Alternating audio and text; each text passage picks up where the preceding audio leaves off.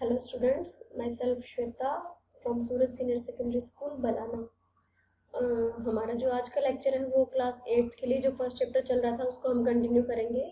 जो हमारी agriculture practices हम कर रहे हैं इसमें हमने पढ़ा है अब तक प्रिपरेशन ऑफ सॉयल के बारे में, उसके एग्रीकल्चर जो इम्प्लीमेंट्स हम यूज़ करेंगे, सॉविंग के बारे में उसके क्या इम्प्लीमेंट्स थे, उसके बाद हमने मैन्योर्स एंड फर्टिलाइजर्स पढ़ा। और जो हमारा नेक्स्ट प्रोसेस है एग्रीकल्चर का वो है इरिगेशन। तो इरिगेशन का क्या मतलब होता है? इरिगेशन का मतलब होता है पानी, यानी कि सिंचाई करना। सिंचाई क्या कब होगी, किस टाइम होगी? ऑल द क्रॉप प्लांट्स, जितने भी क्रॉप प्लांट्स हैं जो हमने सो किए हैं, उगाए हैं, ग्रो किए हैं, need water for their growth. उनके ग्रोथ के लिए उनको पानी की जरूरत है ना। तो क्रॉप प्लांट्स क्या करेंगे? Absorb water from the soil. Crop plants कहाँ से, जो रूट्स है उनकी, वो कहाँ से वाटर एब्जॉर्ब करती हैं? सॉइल से। इसीलिए हमें क्या करना पड़ता है? इरिगेशन करनी पड़ती है। तो the amount of water in the soil is not constant throughout the year. Water from the soil is lost constantly by evaporation and percolation to lower depths of the ground. क्या irrigation में क्या बताया गया है? जैसे कि मैं आपको इस डेफिनेशन से बताना चाहूंगी। पहले, the process of supplying water to crop plants in the fields is called irrigation. यानी इरिगेशन क्या है? एक ऐसा प्रोसेस जिसमें हम क्रॉप प्लांट जो हमने किसी भी फील्ड, किसी भी खेत के अंदर लगाए हैं, उसकी सिंचाई करना, उसको पानी की सप्लाई करना, उस प्रोसेस को हम क्या बोलते हैं? इरिगेशन बोलते हैं। और जो फील्ड है उसको हमने जब इरिगेट करेंगे, जब इरिगेशन जो होगा, हमारा जो वाटर की सप्लाई हम करेंगे, तो क्या होगा? जो सोयल है वो वाटर को एब्जॉर्ब कर लेती है अपने अंदर, है ना। और फिर जो भी क्रॉप प्लांट होंगी वो रूट्स क्या करेंगी? उस एब्जॉर्ब जो वाटर था सॉइल का, उसको जो सॉइल में जो वाटर था वहां से क्रॉप प्लांट्स उसको एब्जॉर्ब करेंगे। लेकिन जो मिट्टी है हमारे, उसके अंदर जो जितने भी अमाउंट है वाटर की, वो पूरे साल कांस्टेंट नहीं रह सकती। ऐसा तो नहीं है ना आपने कि एक बार इरिगेट कर दिया किसी भी फील्ड को, आपने सिंचाई कर दी, उस टाइम उसने जो हमारी क्रॉप प्लांट थी उसने वो पानी ले लिया वहां से। तो ऐसा तो नहीं है ना कि दोबारा कोई होता है तो वो मिट्टी दोबारा फिर से गीली रहेगी। वो पूरा साल सेम अमाउंट नहीं रह सकती है पानी की मिट्टी के अंदर। इसीलिए हमें क्या करना होता है? उसको पीरियोडिकली हमें सप्लाई करनी पड़ती है। ठीक है। तो just as we can not survive without water for a long time, जैसे हम लंबे टाइम तक बिना पानी के नहीं रह सकते, सेम इसी तरीके से प्लांट्स भी सर्वाइव नहीं कर सकते ज्यादा टाइम तक बिना पानी के। कुछ ऐसे प्लांट्स होते हैं ना जो हम घरों में लगाते हैं, जिन्हें ज्यादा पानी की जरूरत होती है। कुछ प्लांट्स ऐसे होते हैं जिन्हें हम एक वीक तक पानी नहीं देंगे तो भी काम चल जाता है। तो कहने का क्या मतलब है? लॉन्ग टाइम तक कोई भी प्लांट ऐसा नहीं है कि जो विदाउट वाटर सरवाइव कर सके। फॉर एग्जाम्पल देखिए, if we stop watering plants grown in our home, जैसे हमने हमारे घर में कोई भी प्लांट लगा रखा है और अगर हम उनको पानी ना देंगे जो उनकी एक्चुअल टाइम है, मतलब जो उनको 2 दिन में चाहिए या डेली चाहिए, तो वो प्लांट क्या होगा? धीरे धीरे पीला हो जाएगा। जैसे सूख जाते हैं ना पत्ते, पीले हो जाते हैं, ग्रीन पिगमेंट होता है उनके अंदर, क्लोरोफिल, तो वो ग्रीन जो पत्ते होते हैं वो ग्रीन धीरे धीरे डलनेस आ जाती है और धीरे धीरे वो पत्ता, वो जो प्लांट है हमारा, वो क्या होगा? खत्म हो जाएगा। क्यों? क्योंकि वो जो रूट्स हैं जब उनको वाटर नहीं मिलेगा तो वो जो सॉइल से, तो वो एब्जॉर्ब वाटर अगर नहीं कर पाएंगी तो उसको क्या होगा? वो जो प्लांट है वो कम्प्लीटली डैमेज हो जाएगा। ठीक है। ऐसे ही साथ साथ वाटर के साथ साथ मिनरल और फर्टिलाइजर भी एब्जॉर्ब करते हैं क्रॉप प्लांट्स। वो मिनरल और फर्टिलाइजर भी कहाँ एब्जॉर्ब होंगे? सॉइल के थ्रू एब्जॉर्ब होंगे। ठीक है। Plant contain nearly 90% water. कोई भी प्लांट होता है उसमें कम से कम 90% होती है वाटर की। तो अब हम देख रहे हैं इरिगेशन जरूरी क्यों है। Why is irrigation necessary? देखिए यहाँ से फर्स्ट पॉइंट है हमारा, irrigation before plowing the fields makes the soil soft, due to which the plowing of fields become easier।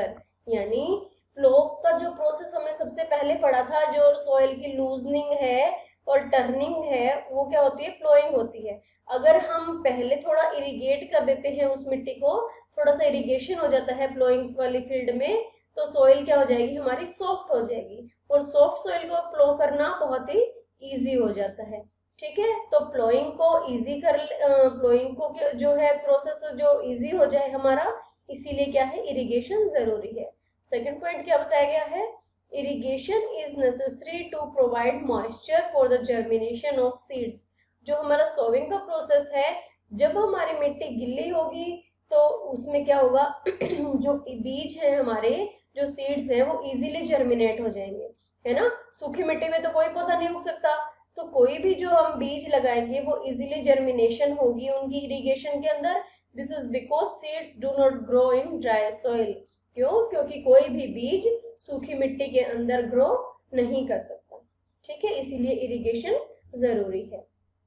Third point क्या है हमारा, irrigation is necessary to maintain the moisture of soil for healthy crop growth so as to get good yield. यानी irrigation क्यों जरूरी है, जो soil है उसके अंदर मॉइस्चर बना रहे, और अगर सॉइल के अंदर मॉइस्चर होगा, नमी होगी, तो क्या होगी हमारी जो क्रॉप की ग्रोथ होगी वो भी क्या होगी, हेल्दी होगी। यानी जो क्रॉप है वो क्या होगी, हाई यील्ड की होगी, यानी गुड क्वालिटी की जो क्रॉप होगी, हमारा प्रोडक्शन वो बहुत अच्छा होगा। क्यों? क्योंकि जो हमारी मिट्टी है अगर उसके अंदर नमी होती है तो जो रूट्स है हमारी क्रॉप प्लांट्स की, वो क्या करती हैं, वहां से पानी को एब्जॉर्ब कर लेती हैं, और साथ साथ जो उसके अंदर मिनरल्स और न्यूट्रिएंट्स होते हैं, जो फर्टिलाइजर्स हैं, वो भी क्या करेंगे, वो उसके थ्रू एब्जॉर्ब कर लेंगे। ठीक है, नेक्स्ट क्या है हमारा, irrigation is necessary for the absorption of nutrient elements by the plants from the soil। ये बात हमने अभी करी कि इरिगेशन और किस लिए जरूरी है, जो न्यूट्रिएंट की एब्जॉर्प्शन है वो भी किसके थ्रू होती है, सोइल के थ्रू ही होती है ना। और क्या बताया गया इसमें, जो इरिगेशन है, water dissolves the nutrients present in the soil to form a solution. वो वाटर के साथ डिसॉल्व होकर क्या करेंगे, न्यूट्रिएंट्स एक सॉल्यूशन बना देंगे, और यही जो सॉल्यूशन है ये कहाँ से एब्जॉर्ब होगा, हमारा रूट्स के थ्रू। यानी पानी के साथ साथ जो हम फर्टिलाइजर डालते हैं, चाहे वो नाइट्रोजन हो, चाहे पोटेशियम हो, कोई भी हो, फॉस्फोरस हो, वही पानी के साथ मिलके जब हम इरिगेट करेंगे, वो पानी के साथ मिलके क्या होते हैं, ये होते हैं हाईली सोल्यूबल फर्टिलाइजर्स होते हैं, यानी इजीली सोल्यूबल हो जाते हैं पानी के साथ। और जब ये सोल्यूबल हो जाएंगे तो जो पानी जो मिट्टी एब्जॉर्ब करेगी, साथ साथ वो और क्या एब्जॉर्ब कर लेती है, इन न्यूट्रिएंट्स को भी। और जब रूट मिट्टी से पानी को एब्जॉर्ब करेगा तो साथ साथ इन न्यूट्रिएंट्स को भी एब्जॉर्ब कर लेगा। ठीक है, लास्ट हमारा क्या है point, water supply to the crops during irrigation protects the crop plants from hot air currents as well as frost. जो हमारी लू चलती है, हॉट एयर करंट्स होते हैं, उस टाइम क्या होता है, अगर पानी होगा मिट्टी के अंदर तो वो जो प्लांट होते हैं, जो हमारे क्रॉप्स है, वो क्या हो जाएगी, उसकी प्रोटेक्शन हो जाती है। और अगर बहुत टाइम से उसको पानी नहीं दिया गया है, मिट्टी सूखी है, जो आंधियां आएंगी वो क्या करेंगी, उसको अपने साथ उड़ा के ले जाएंगी, जो हमारी क्रॉप होगी वो क्या होगी, डैमेज हो जाएगी। तो इसीलिए हमने पढ़ा है कि वाई इज इरिगेशन नेसेसरी, पानी देना, सिंचाई करना क्यों जरूरी है। तो ये कुछ फैक्टर्स थे। इसके बाद देखते हैं हम कि factors affecting irrigation requirements of crop. Crop की जो रिक्वायरमेंट है इरिगेशन की, उसको कौन कौन से फैक्टर्स हैं जो अफेक्ट करते हैं, यानी कितना पानी किस क्रॉप को चाहिए, किस टाइम चाहिए, वो सभी जो फैक्टर्स हैं हम उसके बारे में पढ़ेंगे। इरिगेशन रिक्वायरमेंट यानी पानी की जो रिक्वायरमेंट है क्रॉप की, वो किस चीज पे डिपेंड करती है, उसके 3 फैक्टर हैं। फर्स्ट है हमारा नेचर ऑफ द क्रॉप, यानी जो क्रॉप है उसकी नेचर कैसी है। हमने पढ़ा था ना, खरीफ और रबी क्रॉप्स, अगर विंटर सीजन की क्रॉप होगी तो उसको पानी कम चाहिएगा, इरिगेशन उसमें कम होगी। और अगर समर सीजन की क्रॉप्स होंगी, जैसे पैडी क्रॉप है, उसमें क्या होता है, पानी बहुत ज्यादा चाहिए होता है, तो वो क्या हो गया, हमारा नेचर हो गई क्रॉप की। ठीक है, सेकंड है nature of the soil.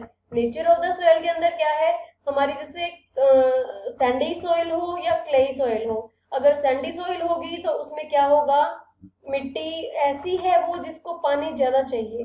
Clayey soil होगी तो उसमें इरिगेशन लेस चाहिए, उसमें पानी की जो सिंचाई हम करेंगे वो कम होगी। तो ठीक है, वो सेकंड नेचर हमारी डिपेंड करती है सॉइल कैसी है, उसकी सॉइल की नेचर कैसी है, इसीलिए। और थर्ड है हमारा सीजन। अगर रेनी सीजन है तो ऑब्वियसली बात है बारिश होगी, तो उस टाइम हम क्या करेंगे, ज्यादा पानी नहीं देंगे किसी भी क्रॉप को, क्योंकि अगर वो एक्सेस हो गया तो वो भी नुकसान करता है। ठीक है, तो ये कुछ 3 फैक्टर थे हमारे जो डिपेंड करता है क्रॉप्स को कि किस टाइप की हम क्रॉप लगा रहे हैं, किस मिट्टी के अंदर लगा रहे हैं और किस सीजन में लगा रहे हैं। ये तीनों फैक्टर्स अफेक्ट करते हैं इरिगेशन को, कि हमारी इरिगेशन है वो कैसी होनी चाहिए। तो इसमें देखिए, each crop needs a specific amount of water during various stages of its growth and ripening। यानी अलग अलग स्टेजेस होती है हर क्रॉप की। किसी को क्या चाहिए, कुछ क्रॉप्स को ज्यादा पानी चाहिए जबकि कुछ क्रॉप्स को कम पानी चाहिए। एग्जांपल के लिए जैसे पैडी क्रॉप है, जो हमारी राइस की क्रॉप होती है, धान की खेती होती है, उसको क्या करते हैं, जो स्टैंडिंग वाटर होता है उसको हर टाइम पानी चाहिए, हम उसको वहां ट्रांसप्लांट करते हैं स्टैंडिंग वाटर के अंदर। फिर उसके बाद हम क्या करते हैं, उसको कंटिन्यू इरिगेट करना पड़ता है। लेकिन कुछ क्रॉप्स ऐसी होती हैं जैसे कि वीट है, ग्राम है, हमारी कॉटन है, इनको ज्यादा पानी नहीं चाहिए। जैसे सीरियल क्रॉप है हमारी वीट, उसमें क्या होगा, इरिगेशन जरूरी होता है 3 स्टेजेस पे, यानी फील्ड को प्लो करने से पहले, जब फ्लावरिंग आ जाएगी उस टाइम पे, और जब उसकी डेवलपमेंट हो जाती है ग्रेन की उस टाइम पे। तो ये क्या थी, इरिगेशन की स्टेजेस थी हमारी। और 2 इम्पोर्टेंट टाइप की, अब तो ये तो हमने बात करी कि क्रॉप की नेचर कैसी हो, यानी फर्स्ट जो हमारा फैक्टर था कि क्रॉप की नेचर कैसी हो, यानी तो हमने पढ़ लिया जैसे पैडी क्रॉप होगी तो उसको ज्यादा पानी चाहिए, और वीट है उसको किस टाइम पानी चाहिए, उसकी रिक्वायरमेंट उससे कम होगी पैडी क्रॉप से। सेकेंड इम्पोर्टेंट टाइप जो सॉइल की है कि वो कौन सी क्रॉप हम किस सॉइल के अंदर लगा रहे हैं। जैसे 2 सॉइल बताई गई है, सैंडी सॉइल और क्ले सॉइल। जो क्रॉप सैंडी सॉइल में लगाएंगे उसको इरिगेशन ज्यादा चाहिए as compare to clay soil. Clay soil होगी उसके अंदर क्या होती है, हाई परमेबिलिटी होती है, यानी कि हाई रिटेंशियल कैपेसिटी होती है, वो अपने अंदर पानी को होल्ड ज्यादा टाइम तक कर सकती है। तो इसको हम एक्सप्लेन करते हैं, यहाँ से देखिए, sandy soil is highly porous having high permeability, so when we irrigate the crop standing in a sandy soil, then water quickly percolates down the soil and crop plants are not able to absorb adequate water. So due to poor water retention capacity of the sandy soil, crops cultivated sandy soil need more frequent irrigation। यानी Sandy soil में क्या बताया गया है कि जो Sandy soil की water retaining capacity होती है वो क्या होती है, पुअर होती है, यानी कि ये जल्दी पानी को अपने अंदर एब्जॉर्ब कर लेती है, सुखा देती है। कहने का मतलब सारा पानी एब्जॉर्ब हो जाता है तो वो प्लांट को नहीं मिल पाता।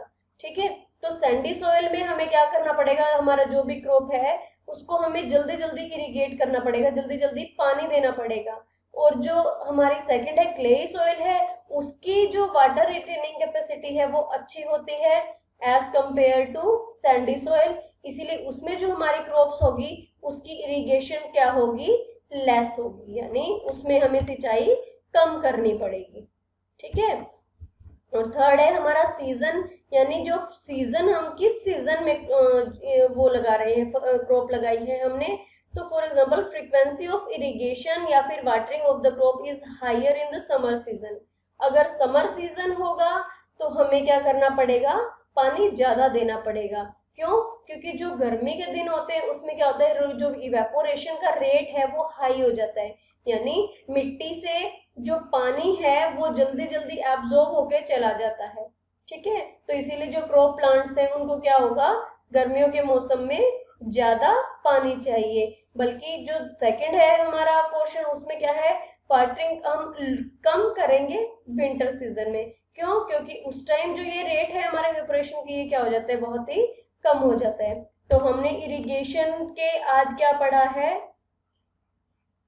इरिगेशन होता क्या है कि supply of water to crop plants in the field is called irrigation. यानी किसी भी क्रॉप प्लांट्स को किसी भी फील्ड में जो हमने लगाए हैं उसको, उसमें वाटर की सप्लाई करने को हम इरिगेशन बोलते हैं। इरिगेशन जरूरी क्यों है हमारे लिए, हमारी फील्ड के लिए इरिगेशन जरूरी इसलिए है क्योंकि प्लोइंग के टाइम पे अगर हम करते हैं बिफोर प्लोइंग तो वो सॉइल को सॉफ्ट बना देता है।